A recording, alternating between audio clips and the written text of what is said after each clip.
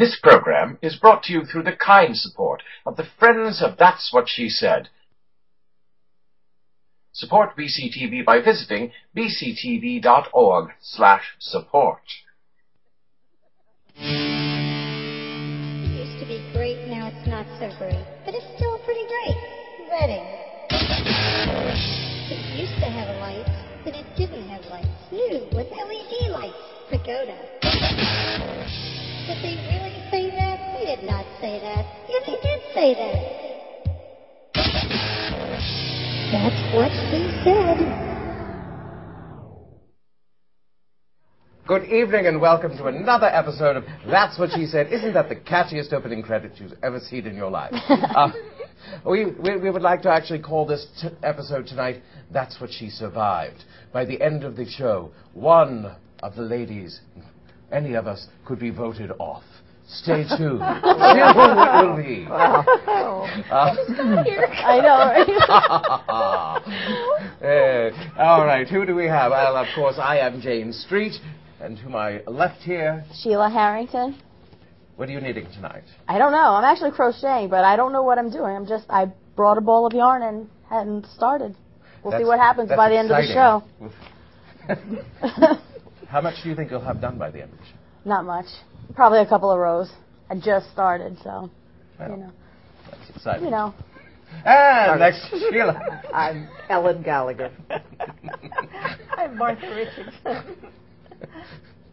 Nicole Weaver. Oh, yes. And hello to Kira, wherever you are.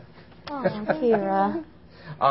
Actually, Kira will be joining us on our Christmas show to sing a little chanson, which I guess one would have to sing a chanson. Anyway, before we start, I just, driving here tonight, does anyone else have a problem with the drivers in Berks County and Redding? Yes. Oh, my goodness. Okay. It's a little wacky. It's like no one learned how to drive here. But, sorry, all that. Maybe I drive as badly as everyone else, and it just annoys me more. I don't know. But clearly we have company here on this. Turn signals are a thing of the past. Of course. Red lights? Red lights are barely yellow. Suggestion lights? Yeah. Suggestion lights. Indeed. And then there's the swing into the opposite lane to turn the other way. Right. My personal favorite is double parking when there's spaces. Oh, yes. Just because driving down the street in Reading is like an obstacle course because you're dodging cars and that's supposed to and now empty be parking outlawed. spaces. Well, yeah, but we'll see how soon that happens. No. Our producer's head is exploding because I've gone off track. But I had to get that out there because it was so just... Getting here was a torture, and I don't live that very far away.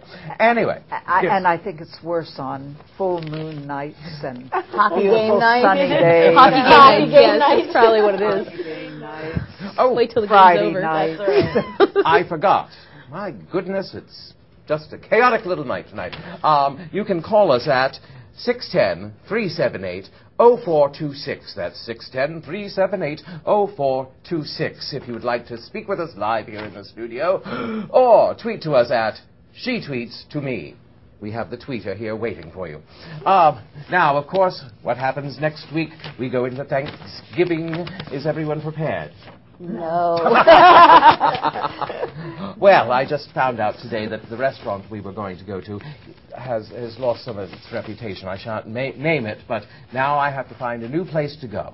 Oh, no. Because I'm not cooking this year. Come home to Pittsburgh with me. It's a little far to go for an evening repas.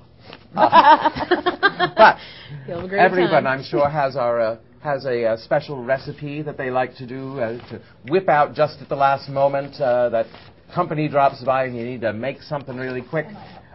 What's yours, Sheila? My go-to is, my go-to is lasagna. It's just easy. It's foolproof, and everybody likes it. So, and it's fast.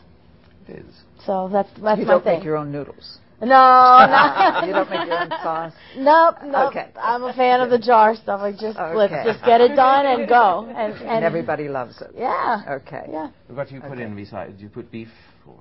Sometimes, usually turkey, ground turkey. All right. That's my thing. I'm not a fan of beef. Do you buy the noodles you don't have to cook because they're wonderful? Yes. I use those. Yes. Oh. Okay. I've never They make boiled such a with. thing? Yeah. Yeah. You just put them in raw. Wonderful. Throw The 'em sauce in. cooks Yeah. them. You can get them at Russo's. They're really good. You can get them at Giant, Italian too. ones. I think Weiss. Yeah, anywhere. The I think. ones made in Italy are better. They really Really? are. There's a difference. I didn't know that. Italians make non-cooking pasta. Yeah. Oh, Wow. Some of Who that knew? seems No, It I'll cooks get you in some. the oven. It's It seems Well, wrong, right? Yeah. right. It seems Well, wrong. not right. It's not normal. Okay, I wish I had a go-to. I really do. But in the summertime, I raise cucumbers, and there's so many wonderful things to do with cucumbers. And one of my favorite new little things is you cut them in slices maybe about 3/4 of an inch thick, and then you scoop out enough to make a little cup and mix up blue cheese and cream cheese and put a little bacon on top, and it makes a great hors d'oeuvre. And That so sounds amazing. So far, There's 2 for so 2, many I'm dropping by both of your houses. Unannounced Sunday. You Yes. can, well, when we talked about the possibility of discussing this, I was, and then I realized you could drop into my house any night. I could make pasta a different way every night for a month. Now, wait a second. I remember this conversation. I know. And you said, Don't drop no in on one me. ever drops in on me. Unannounced. But you know what? Should you be the person Nicole said she was going to drop in I'm on, doing it. I would always be able to whip up a pasta dish because I always have some kind of spaghetti or macaroni, and I always have eggs, and I always have Parmigiano and a little bit of cream and some bacon. I can make you carbonara that you will. Wow. It's good. I can make a sauce with a can of tomatoes. You can make tomato sauce. So, that's my go-to. And 3 for 3, what's my... Okay, let Go me for preface it. this by saying you're asking an Italian who loves to cook to name one recipe.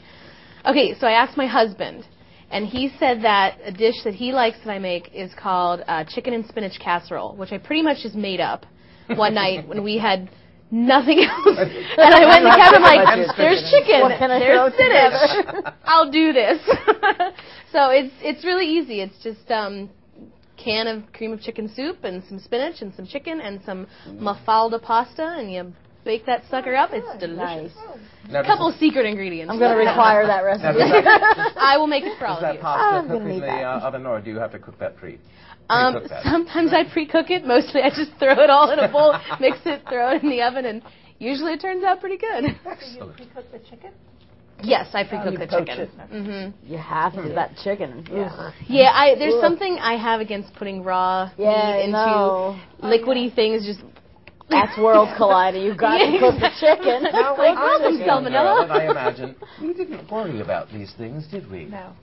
It was, No. And no nobody cooking dropped chicken. dead from yes, it salmonella wasn't or like, any of oh, I that. touched a chicken. I have to go boil my hands okay. in water. But I think we bought them. I think women more commonly shopped every day, so you bought the chicken today, you made it tonight. Right. And now we Didn't have get a chance to frozen, get and then we bacteria. thaw, and we better make it because we. But I understand you can really refreeze a lot of things that. You can? Yeah. I didn't know that. I waste so much chicken because I can't Well, stand I think touching if it's it, and not I take completely it out. thawed, you and then can it's sick. refreeze it because I just read in some Oh. Happy Homemaker column that you could do that. That's good because I've done that. Really? I have not. I just throw away a lot of here. chicken. Still here. I'm getting the... Next. Move along. Move along. Sorry, I don't get to talk about miracle pie. It's Jamie's favorite. Well, I think you have to talk about it now. You take an oven dish. What am I trying to say? Casserole. Casserole, yes. And you throw a half a stick of butter in there. You whip up some flour, baking powder, and baking soda, and milk. Throw that on top of it. Throw some fruit on that, and pop it in the oven at 375 for about 40 minutes, depending on how deep or wide your thing is. And this fruit sinks and it bubbles up, and it's. That sounds Oh, amazing. and sugar. I forgot sugar. That would be pretty disgusting with that because it gets all crusty, and it's Jamie's favorite thing, and it's like Oh. There's not a healthy thing about it. And we have a potluck. Eat it for breakfast or dessert. Well, I thought one could eat it for breakfast. It would be good fruit. It's fruit. Right? Yes, that means it's it's fruit, healthy. milk, and dairy. What? Well, I guess Sounds like milk it's is That's dairy. breakfast. Yeah. Milk and dairy. But yes, one could. We usually have it for dessert, warmed with something on top. Oh my goodness. Speaking of something on top, On top of our table. on top of Old Smoky, we have, if you'll notice, some beverages and some pretzels. We went on a field trip, which we'll show a little video of. But what was I going to say here? Yes, can we prepare ourselves with a little quaff of We have Yingling's Lager. Yingling, All right. good old We have Pennsylvania darling. beer. And Oh, okay. no, Thank you. Okay. And I, of course, Okay. have my straw. Okay. Now, Pass this down to Jane. thank you. And, oops. And I did it, Nicole. I did it. Oh, wait, we have to do this all at once. Oh. We were going to do this all at one time. Oh, we are? Un, deux, trois, twist. Okay. yay. Fabulous. Cheers to all. Cheers. Cheers. And to go with our beers, our Yingling, is a trip to Bell Alley Pretzel. Roll the tape. So we're here with Shelley Coulter of Bell Alley Pretzels. Thank you so much for having us in today. And we're going to talk a little bit about what you do in the morning. When you first get here, I guess you have to make the fire. What time do you do that? I do it at 4 o'clock in the morning, every day, 6 days a week. I even come in on a Sunday and I continue to keep the fire going. Okay. So it's a coal-fired oven, right? Absolutely. Okay. And what temperature do you have to get it up to? We like to keep it anywhere in between 350 and 400. Okay. So cool. So, and now that's inside the oven. It's actually 13 by 12. What we do is we bake a total of 50 dozen at one time. Okay. We lay them right on top of the brick itself. Cool. So now, here we're mixing the dough now. So what kind of, do you have secret ingredients? Can you tell us, or? I can tell you. Okay. It's flour, water, molten yeast. All right. That's all it takes to operate it. But it kind of looks like you're not measuring very much. You don't need to after 39 years. So 39 years you've been doing 39 this. years. Oh, that's awesome. Yeah. And you took it over from, tell us who you took it over Joseph Domachowski, the original owner who purchased it in 1945. from? Okay. So all this is original from 1945. Absolutely. That's great. So there's the dough, and I saw you kind of just put a little bit of water in here and there. Mm-hmm. Is there a certain texture that you like to get it to? You can tell by looking at it? It's not as wet as the pizza dough. It's a little more drier than that, but it's almost to that extent. Okay, so now the dough's been mixed, and we're transferring it over into the Twisting machine. So it's a twisting machine. And Yes. is that something that Joseph made as well? Joseph got that out of a junkyard in 1945. All Oh, he did wow. was piece it together and convert it over from the chain link into motorcycle chain. Okay, so it's a creation of his own that Absolutely. he made himself. Yep. And so the dough sits on the top, and then it spits out these little tubes, right? Right. Okay, so now this is the art. Right here, yes. It's all in the wrist. Okay, so it's a spin, and then I put it down. And I know you mentioned about ears. You don't want to have ears. What Yeah, are the ears? if you don't push the dough at the flaps at each end, Uh-huh. when you put it in the oven, it'll come up in the air, which I call ears. So Oh, okay. each end would stick straight up. Okay, So now you would break it off as you're trying to get them out to lay them on top of each other. So now we have Jane, the amateur pretzel maker, who's not doing so well. But but you said that you have like kids come in and make Pre-K, pretzels. yes, Okay. pre-K. Kindergarten comes in and they get in the first try. I don't They get know it the how. first try with no ears, right? Even I didn't do that. Yes. So yeah, Jane's still struggling a little bit, and the one she made has ears. But I see you have probably a dozen and a half made already. That's She's still on okay. number Jane's 2. going to have to come back so we can practice her a little more. Okay. Now we have Sheila, and Sheila, I think, does a little bit better than Jane did. You still have to fix it up a little bit. Well, what happened there is she didn't do the complete flip. Okay. But right after that, she got it, and it was all good. Look at See that. it? Perfect. Yep. Except don't push it down, right? Yes. Yeah, you got to leave it so it's puffy a little bit? Yes. Okay. Very cool. Now here's Martha. Martha is struggling a little bit. I guess it's hard to... Some do. I struggled in the beginning, so... Yeah. It's all good. And Martha looks like she's doing not too bad now. She got one done, okay. But everybody wants to pound it flat. Yes, Don't do that. Don't do that. And here's Ellen. Ellen doesn't have it, but it's okay. What we do is we put them on the rack so they can prep. That's where the fatness comes in. So. Oh, okay. All right. So there you go. And finally, now Nicole was great. Yeah. Nicole got it. She has. I mean, she gets that it has to be a wrist thing. There you go. There you go. And down it goes. Yeah! Wow. She's so happy, too. Look at her. Excellent. Okay, so now we have all the pretzels made. And how many do you put in the oven at once? What we do is we put 4 dozen on each board. Okay. But I put 16 in at one time because that's how far, your peel can hold them. So 16 on a peel. Yep.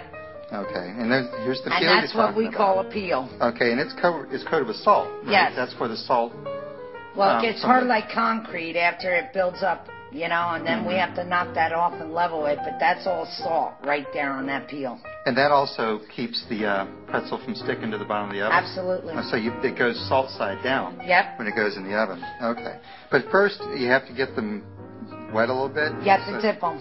So this is hot water? Yes. Okay, so it's what in the hot you do water. is you dip them in there. That's called soda water. Okay. That helps color them, and that also helps for the salt to stick. So is it like baking soda? Soda water? Okay. All right. Very cool. So now you can have, you said 16 on a peel, right? Yep. Okay, so onto the peel they go. And into the oven. And out you go. And, okay, so now, how do you know when they're done? Just by looking at them. Okay. So it's actually 15 to 18 minutes. Okay. But when you've been doing it as long as me, I can just look at it. You can look at it. It's a certain shade of brown. And absolutely. There it goes. Very cool. Yeah. All right. Because I guess, the oven is a specific temperature, or is it kind of a range between? 350 and 400. If you have it on that, anything under that, it can stick to the brick. Okay, and now the finished product, which they're all going to enjoy. Right there, so we are Bell Alley Pretzels, and it's in Bell Alley, which is right off of Laurel Street in Reading.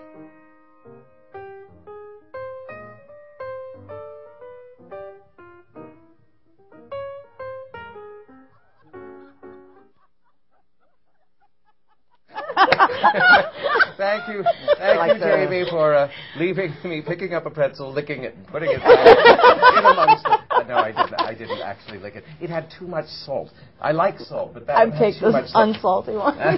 And I didn't realize how much was on, and so I had to put it back. We have to tell you a little bit.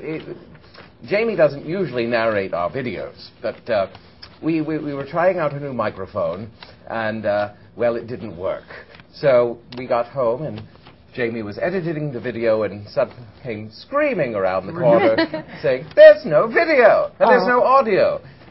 So, making lemonade out of lemons, we did the Mr. Rogers version of our visit to Bell Alley Pretzels, which is located off of Laurel Street on Bell Alley between 6th and 7th Streets.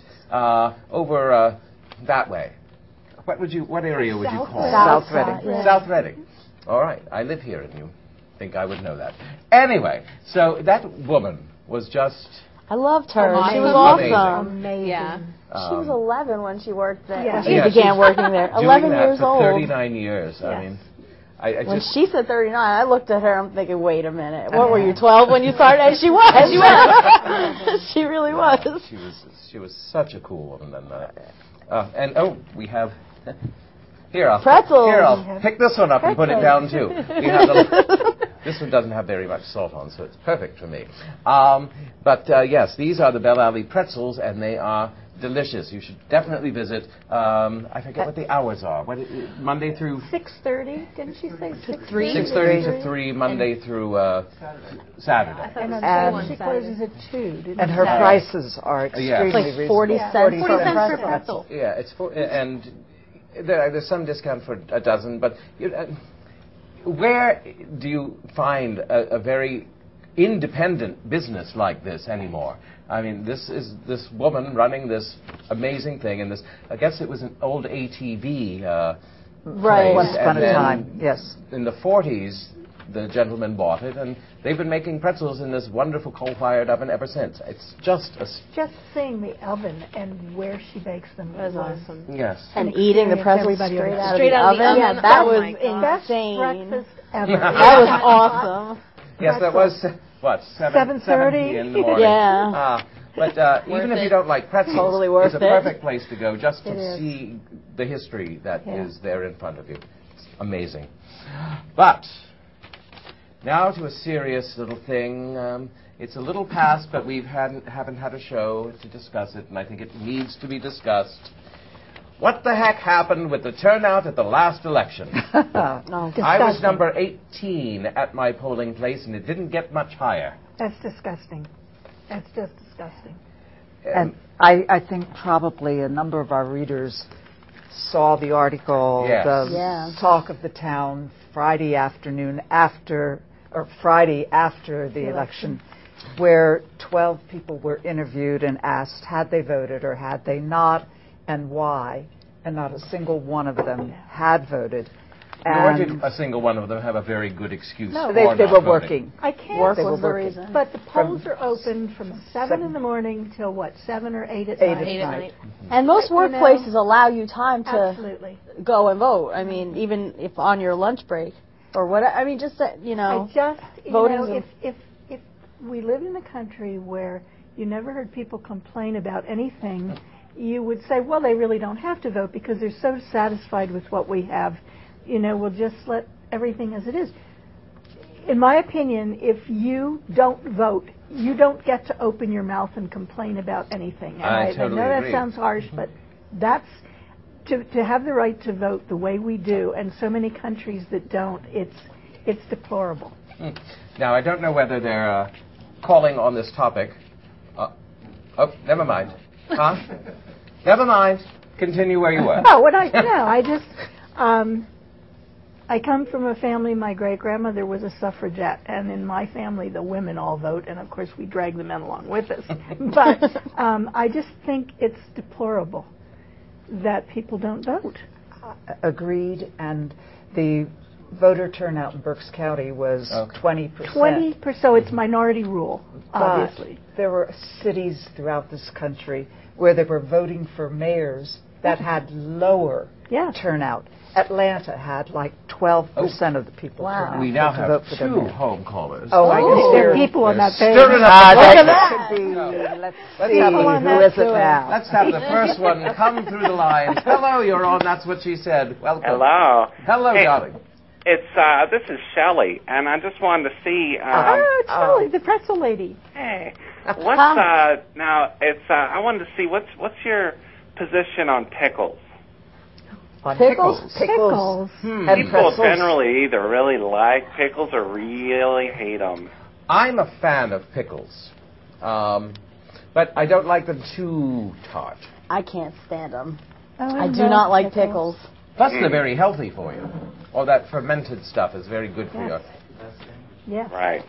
Okay. Well, your show is wonderful. Oh, thank you. Thank you, so Shelley. much. All right. Bye. You have a good evening. Shelley, you have a fan club here. And I don't know That's what she said, pickle club. whether pickles go with beer or pretzels, but Indeed. they kind of go with anything. Who do we have next online? Hello, you're on. That's what she said. Hi, I'd like to address the concern about why people are no longer going to the polls. Excellent.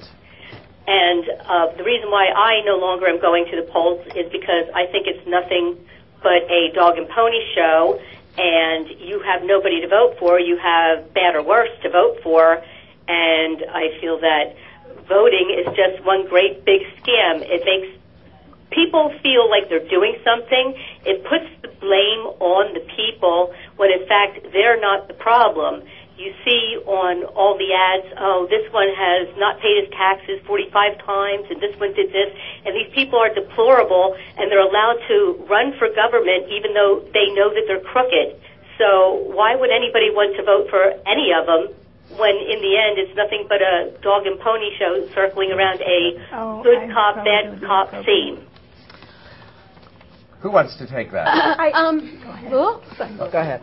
Thank you. Well, I don't know if I completely agree with that, but I think there is despondency, and I don't think she's coming from a wrong place. I think a lot of people feel that way. Why should I take part in my government when my government doesn't represent me, and there isn't a candidate who will represent me?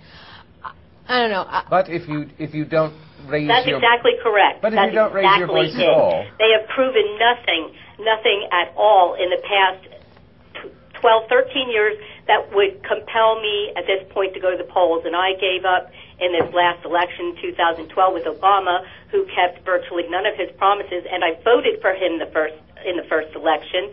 But Romney was just ridiculous. There was absolutely no choice. It was just bad or worse. What are you going to do? And that's the general theme that's running throughout all these elections. It's bogus. It's making the people feel placated, and it's also putting the blame on the voters when their people that they vote for turn out to be nothing but crap, basically. And I have to agree with what you're saying, but I have to say I think the blame still is on the voters because we have primaries, we have committees to get candidates to run, to encourage the right people to run, and if we're not willing to put in the time to look for good candidates, then we are stuck with who we're stuck with. And you're absolutely right about that. But I can't negate my obligation as a citizen to exercise my right to try to make a difference. And I think it's even more than a right. I think it's a duty. Absolutely. And certainly we're not going to improve it by nobody voting. Then there is not going to be anything that any candidate is held accountable to. Absolutely. The way we can improve things is by being more aware of the issues, more aware of what these people are running for and running from, running to do, and trying to choose the best candidates and communicate with them. And letting people know and letting them know that you're very dissatisfied with them. By not voting, they don't know how you feel. But being vocal, write letters, call your congressman, become a pest, and let them know loudly and persistently what you disagree with. Enough squeaky wheels will change the status quo. Absolutely. If we just are complacent and throw our hands up and say, well, I can't make any difference, I don't make any difference, if that's all you do, if you think being a citizen is just going once a year or whatever to the voting booth, then yes, you're not going to change anything. If you are actively pursuing your congressmen, your senators, all of that, even down to your mayor, your city council, you need to be an active participant in the government for the government to work and to change. But now we have to move on. I thank you for your call. Thank you very much. Thank you. That was wonderful. We, of course, do have the tradition of having a surprise topic. This week, it is Martha's turn.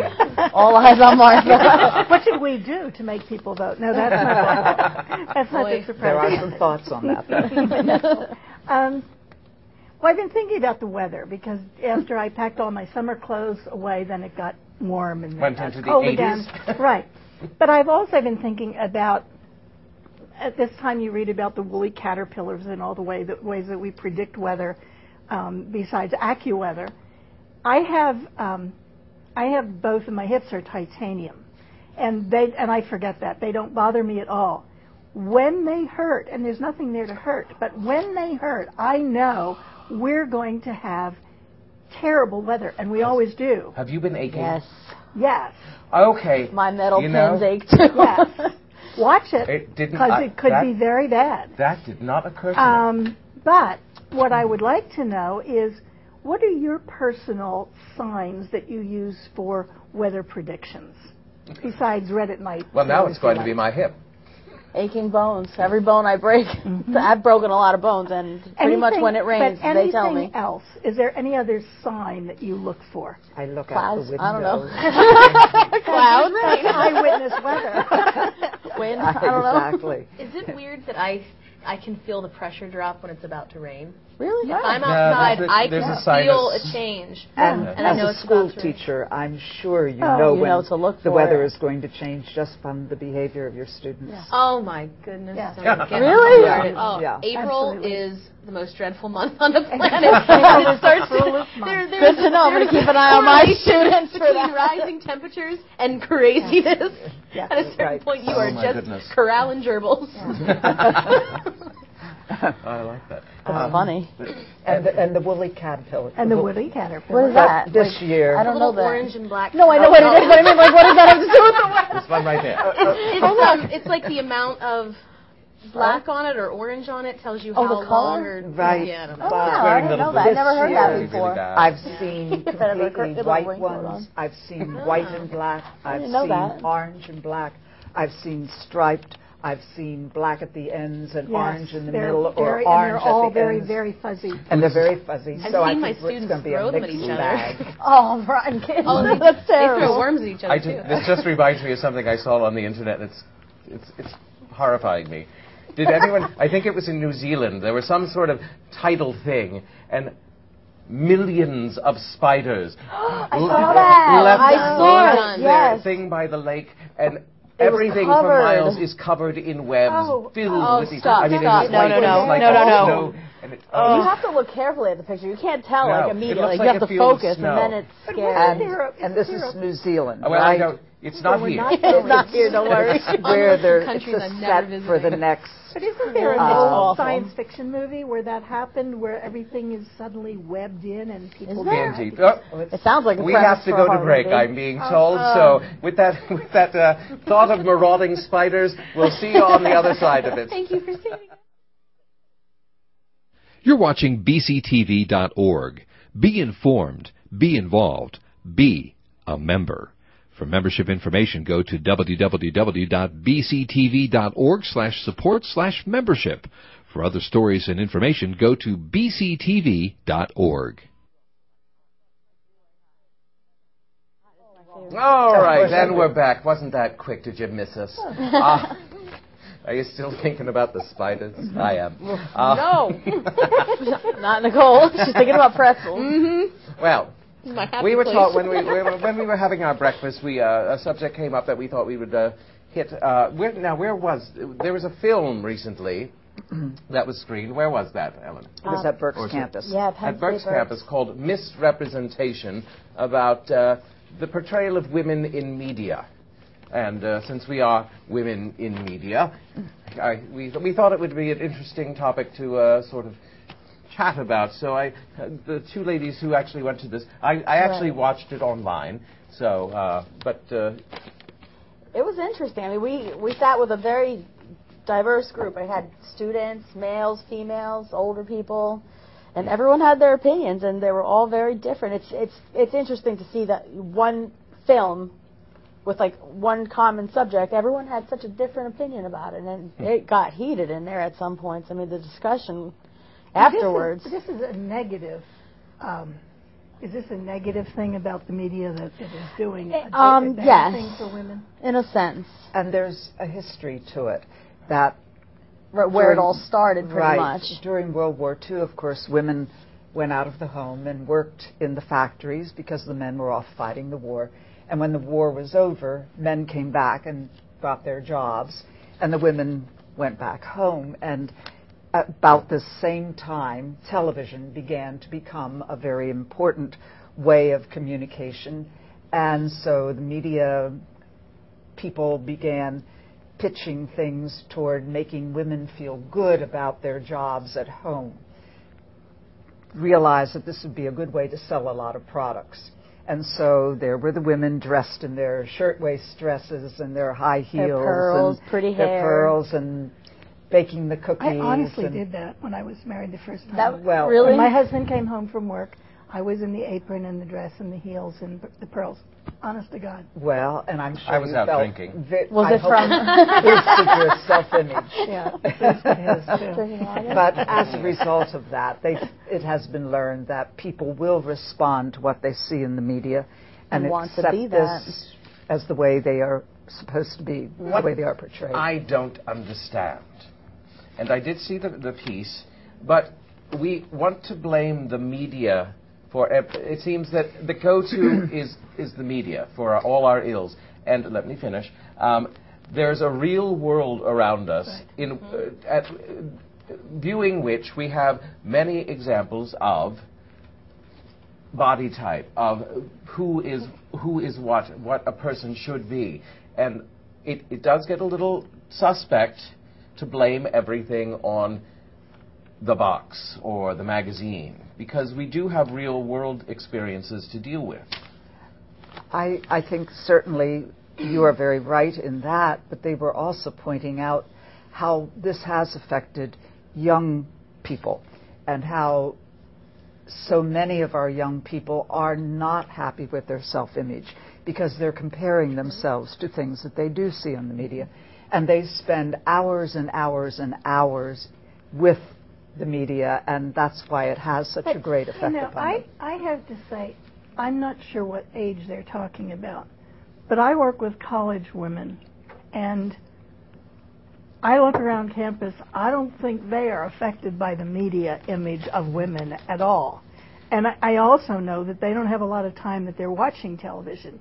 I think very young girls, very little girls, it bothers me when I see some of the things that little girls might be seeing and using. But it just seems to me, that my college girls are pretty satisfied with their images, even though I sometimes am worried about their images. And I think at least the college girls that I deal with at Albright are really individuals, and their style of dress. When I went to Penn State, the dress code was a raincoat and tennis shoes. And Nothing sure, else. That's it. Whoa! Oh my goodness! But a raincoat and tennis shoes.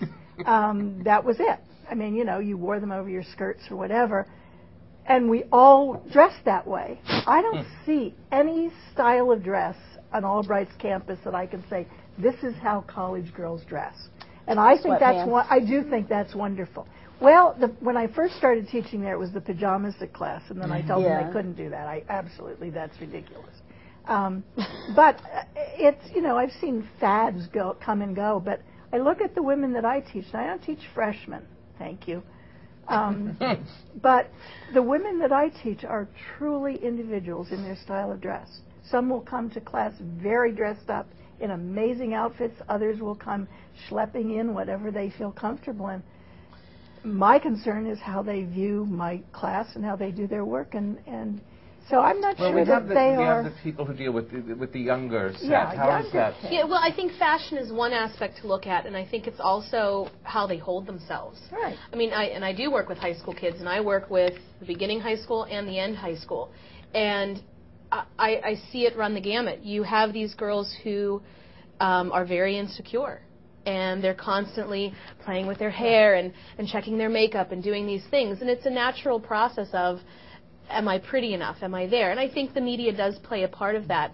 But then you do see these girls who have bigger concepts in their mind, and I think a lot of it comes from the home too. Yes. And what influences they're getting there. The media is just one aspect. And look at me. I'm not anything. Well, thank you. That's why we're besties.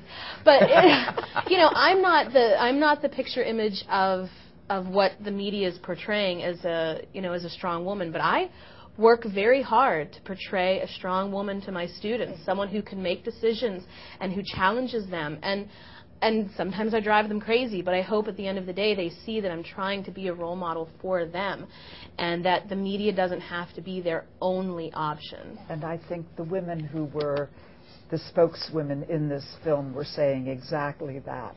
Let's look for other qualities in people other than just their sexual appearance and well, their. Women have to be the ones to do that. And that was a very we need to look at ourselves point and say, film. okay, I'm overweight, but you know what? I'm really happy with what I do with my life.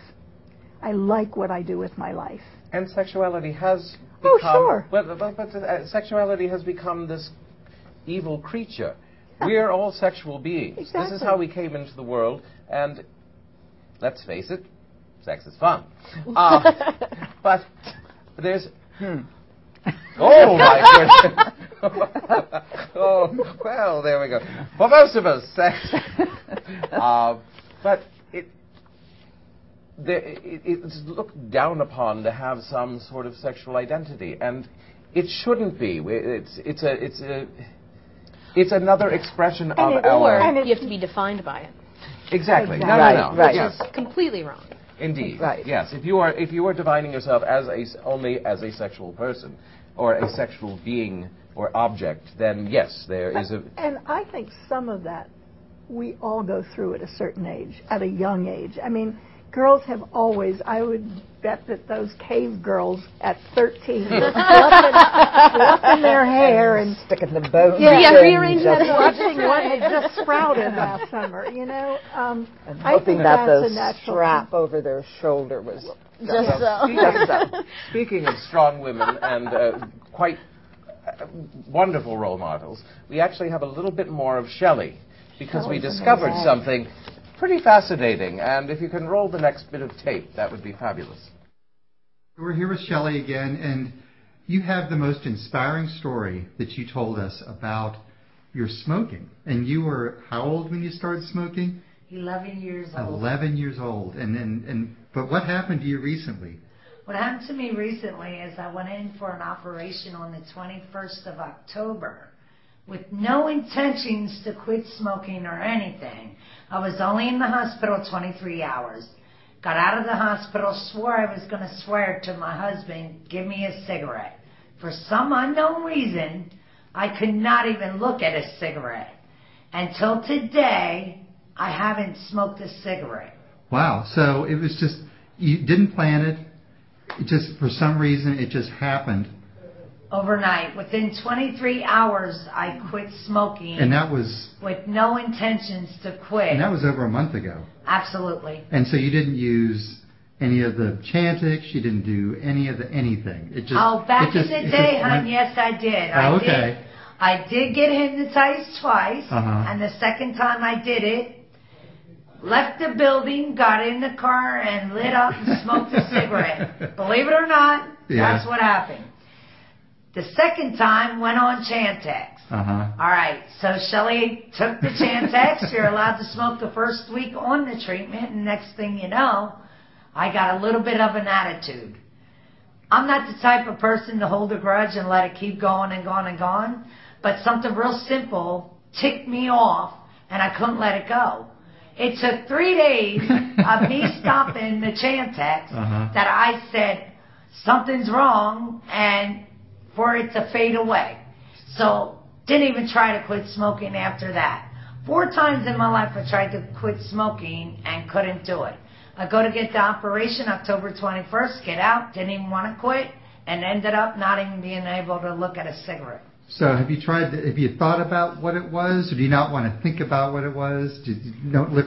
All I can tell you is I am so thankful that I don't choose to smoke anymore, but no, I don't really, I really don't care. Don't care. Don't care. Excellent. I just can tell you I honestly do not smoke no more. Excellent. And I smoke 3 packs a day. Wow. Yes. Wow. That's awesome, and thank you so much. Oh, you're welcome. Think about it. And I know how hard it is to quit smoking, and so it would be fabulous to just wake up one morning and want them. Of course, you have to have the surgery first.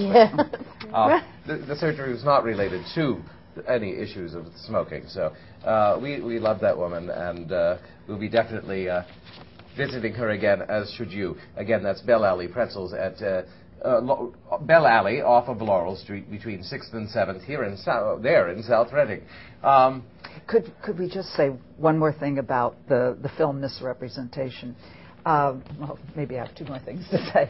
But first of all, the presentation we went to see was sponsored by the Reading branch of the AAUW. And the discussion was very lively afterward, and I think it's a cause that this organization has really adopted and would like to address in more meetings. And it has been offered at some of the other college campuses. Albright had it, apparently, They did it at Albright recently. And so I think if people are more interested, go on their website and find. It is actually on Netflix.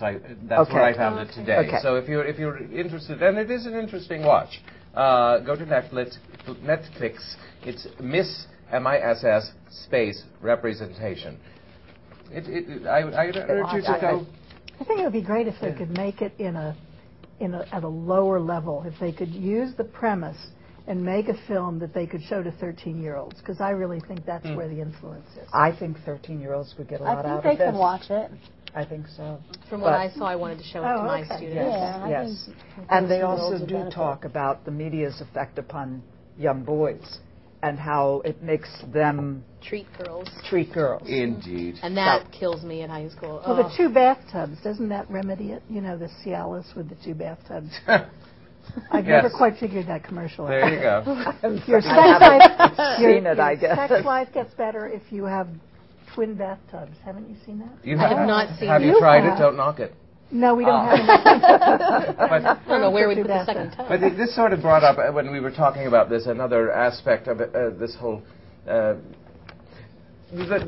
whole thing about dress and appropriate dress and leggings and tights and things, because you had mentioned you saw one young woman. Well, I just think leggings aren't pants. Leggings need something to cover your derriere inside the leggings. They are even tight. if you're tiny derrieres. And it seems to me that women who are more my size, young girls, and have rather large derrieres, it would be so much nicer to have a tunic over the top or something. They really aren't pants, are they? That's their original purpose, was to go under tunic, shirts, and or that's how they were. Right. Yeah, and in a lot of magazines, you still see it that way. But my kids, our school changed the policy this year on leggings, and you had to have shirts that covered. You could not have shirts above the waistline of leggings, or you were done. And it's gotten lax now, but I see the shirts creeping back up, and I don't think it's appropriate. And one of my former students, I love this quote she put on there. She's in her 20s now, great girl. Shout out to Danielle. I don't even know if she's watching, but she wrote, I just don't think they should be called pants or be equivalent to pants if I can see your butt crack. And I agree with her. Absolutely. My kids wear them for rehearsal, but I mean, we're rehearsing. It's not out in public. It's us in a gym. Yeah. And that's the whole point. There are a lot of things that are appropriate in some places, but not others. So leggings in some places for rehearsals, without the tunic, fine. But then this brings for dance. They've been right, which is years. what we're doing. So that's, I mean, but then again, this breaks into the conversation you and I were having of if a woman is comfortable wearing that, absolutely, and she feels empowered by wearing that, who are we to judge that? And you're right, Jane. I have a difficult time when I really think about it. Who am I to judge the girl who wants to walk around with the leggings on, who I think really probably, from my perspective, but that's my perspective, and it's not hers. And I may be 50 years her senior. So who am I really to judge what is? She's not wearing a bikini to church. That's just plain not appropriate. But if I'm comfortable with what I'm wearing, even if it's somebody says, well, they really shouldn't even make those in your size. If I'm comfortable and I feel good about it and I like my image, then I should be able to wear it. And I do believe that's individualist. That reminds me of the Abercrombie and Fitch thing. Oh, jeez. Did you know it? You don't know about this. No, I don't. Abercrombie and Fitch won't make plus-size versions of their clothing for women because they don't want large women misrepresenting what their clothing should look like. They only want young, hot people wearing their Abercrombie and Fitch outfitted hunters and sportsmen, and we know that some of them are rather sizable. Indeed, I forget what there was something about the men too, but not as stringent as the women. That's fine. Well, obviously, as long as they're making a profit, they can Right. do whatever they want to do as well. You can keep your cheaply made clothing. Terrible smells coming out of your store. I'm good. Oh, my goodness. Now, we also have to talk about Small Business Saturday. Right. Oh. But no, that's... Okay, that's a little later. Oh, no, let's do That's now. Okay. Well, Small Business Saturday is the day after Black Friday, and we encourage everyone to go to your local businesses and do your Christmas shopping. Patronize our local stores and our locally owned businesses. One of the places Actually, could I interrupt? That is one of the best things one can do to help the economy in the United States of America, is to shop locally. Buy from your small business, I hate to get on the bandwagon, but if you buy American products will be made in the United States. More products will be made in the United States. But especially your local people, like at the Gallagher Works, lots of shops in West Reading, shops everywhere deal with locally made products. Take a quarter even of your Christmas budget. That's right. The Gallagher Works. Or Hanukkah budget. The Gallagher Works shop has all local artists. And I brought this because Habitat for Humanity, if you go to the Gallagher Works shop, you can find some cutting boards like this and a lot that are even more creative than this. My husband makes these. Barry Kuiper makes these. They have the Habitat for Humanity logo on. Habitat, I believe, gets 60% of the profit or the cost of the board. And they're absolutely wonderful gifts. Some are larger, rounder, whatever. You should go actually see them in person at the Gallagher Works. Yeah, they're really beautiful. You can't. I'm looking at it on the camera, and you can't really see the depth and the. It looks three-dimensional. It does. Wood. Yeah, it looks it's quite amazing. Beautiful. So if you want to do some Christmas shopping, you can even help Habitat if you buy some cutting boards. Gee, that's a. Thank you. Now is. Small Business Saturday, is that regularly occurring? Every year. So, the day after Black Friday. The Saturday. Saturday after Thanksgiving. Not this coming, but the Saturday afterwards. Saturday after. So, game board, I thought it was. The cutting board, I thought it was a game board. I didn't know it was a cutting board. I saw it say there, I thought it was a checkerboard. Yeah. Oh, that would be wonderful. Yeah. You know what you should do? You should buy that. And you should create some. Yes, create a game. Exactly. And then with all my missing game pieces that I have. There you go. Recycle. That's right. He has some that actually look like checkerboards, but they're all random sizes, so if you look at it, it's sort of psychedelic. I like that. That's trippy. So does anyone have a favorite? Other than the Gallagher Works, favorite small business? I'll be going to Wooden Bridge Dry Goods outside of Kutztown. And if you want to make a lot of your own Christmas gifts, it's a wonderful source of fabrics and yarns and almost anything that you could use to create. Indeed. How about you, lady? I had a tough time with this, but the one I want to represent they don't really have a store yet. I keep hoping, but I discovered them at the West Reading Farmers Market, and it's the macaroon shop. And right now you have to go, and it's for French macaroons, the little sandwich ones.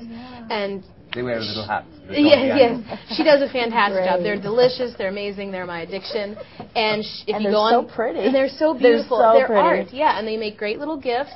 I love them. And if you go on Facebook, it's the Macaroon Shop is their Facebook page, and you can order them there. And I think you can also go to a couple local bakeries and get them there as well. And they're fantastic. You can buy them individually.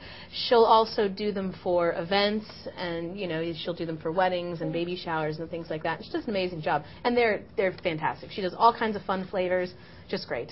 And how long will they be fresh? My favorite is the banana. If we were to buy them this Saturday, could we give them for Christmas?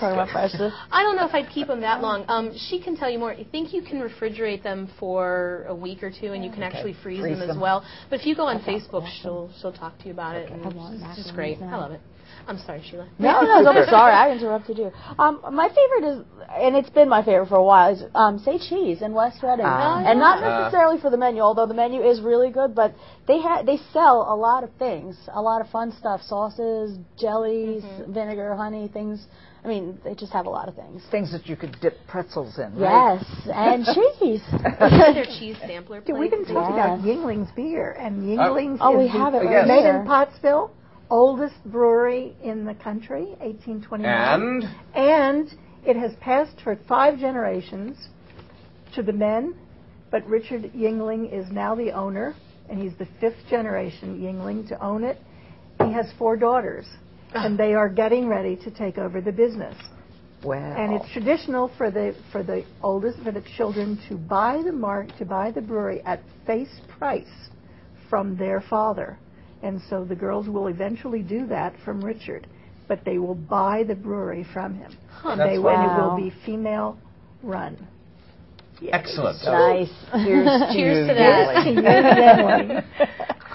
Wonderful, wonderful, wonderful. And I would like to mention it wasn't a good week for video editing. We had a lovely piece from Allentown Civic where our friend Kirk is doing a Christmas carol. It's in Allentown, of course. It would be silly to put it anywhere else, given that it's called Allentown Civic. Any rate, he's up there doing a Christmas carol that runs December 6th, I believe, through December 21st. It's, well, what can you say about Christmas carol that hasn't been said? It's going to be lovely. If you can, I think it's Allentown Civic. No, Civic Theatre with an RE.com.